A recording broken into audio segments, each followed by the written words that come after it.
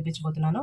ఇది వచ్చేసరికి ఉప్పు, కారం, పసుపు అట్లాగే అల్లం వెల్లుల్లి పేస్ట్ మొత్తం కలిపి పెట్టిన చేపలండి. ఇవి నానబెట్టేసాను. దీంట్లో ఏంటంటే నేను కొంచెం బియ్యం పిండి అనేది యాడ్ చేస్తున్నాను. దీంట్లో మీకు కావాలంటే శనగపిండి చూడండి, ఎక్కువ అంటే ఎక్కువ కాదు, కొంచెం అంటే కొంచెం. ఇదేంటంటే జస్ట్ మనకు ఆ మసాలా అనేది ఊడకుండా ఉండటం కోసం. ఒక హాఫ్ చెక్క నిమ్మరసం కూడా పిండుకుందాము. తప్పకుండా ట్రై చేయండి. టేస్ట్ అయితే చాలా అంటే చాలా బాగుంటుంది. ఒకసారి మొత్తం కూడా మనం కలిసేలాగా మిక్స్ చేసుకుందాం. ఎక్కువగా ఇప్పుడు నేను చూపించే ప్రాసెస్లో చేస్తే మనకి ఆయిల్ వేస్ట్ అవ్వదండి. ఎక్కువ ఆయిల్ పోసేసి అది ఆయిల్ వేస్ట్ చేసుకోవడం మళ్ళీ, ఎందుకంటే చేపలది మళ్ళీ దేనికి ఉపయోగపడదు కదా, అందుకని చెప్పి ట్రై చేయండి. టేస్ట్ కూడా బాగుంటుంది. చూసా, ఇలా మనకి మసాలాలన్నీ కూడా ఈ చేపకు పట్టించాలి.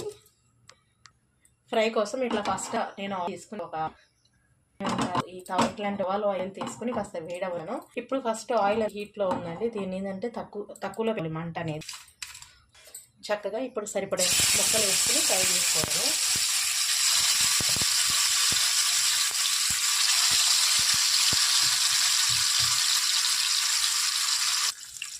ఆయిల్ బాగా హీట్ మీద ఉంది కాబట్టి ఎక్కువ టైం కూడా పట్టదండి.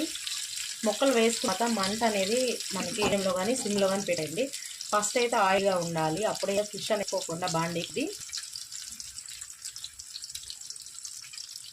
ఇప్పుడు ఒక సైడ్ కొంచెం కాలిన తర్వాత ఇలా అట్లా పెరుగు నీట్గా రెండో సైడ్ కూడా మీరు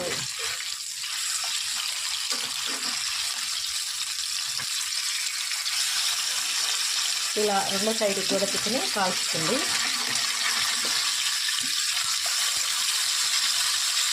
నేను వెంటనే తిండి మీరు కొంచెం సేపు కానివ్వండి. బ్రౌన్ కలర్ వస్తే ఆటోమేటిక్గా మీకు లెగిసి వచ్చి ఈ ఏదైతే మసాలా కూడా మనకి సపరేట్ అవ్వకుండా ముక్కనే పట్టుకుని ఉంటుంది. ఎక్కువ మసాలా వేయకుండా లైట్ మసాలాతో చేస్తున్న ఫ్రై అండి ఇది. చాలా వడ్డీ ఉందంటే ఈ గరం మసాలాలు చాలా ఫ్లేవర్స్ వేస్తారు. అవి కావాలని తీసేటప్పుడు కూడా వేసుకోవచ్చు. సింపుల్ ప్రాసెస్ నేను మీకు చూపిస్తున్నానండి. ఏం లేదు, ఇందులో అల్లం వెల్లుల్లి పేస్ట్, ఉప్పు, కారం అంతే, నిమ్మకాయ, కొంచెం రైస్ ఫ్లోర్ వేస్తాయి. ఇంత నుంచి నేనేం వేయలేదు. టేస్ట్ అయితే ఇలా సింపుల్గా చేసుకునే బాగుంటాయండి. ట్రై చేయండి. ఇలా చేసుకున్నప్పుడు మీరు రసం కానీ ఏదైనా పెట్టుకోండి, టేస్ట్ బాగుంటుంది.